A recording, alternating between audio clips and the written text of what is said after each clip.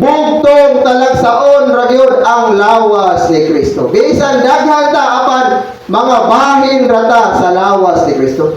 Dili gyud pwede gupon mga ison. Bisan unsa, ingon pa itong ison nga diha sa lawas wala tay preference. Dili pwede nga kanay ison na ni sa akong lokalidad nga initan mo pirmi, balhin ko dito. Pag-abot mo sa lain lokalidad, maura man gyapon. Balhin ko galay lokalidad. Pag-abot mo sa lain lokalidad, maura man gyapon. So dili ka pwede makapili nga kini akong kauban sa buhat. Kani akong kauban kay parehang yan.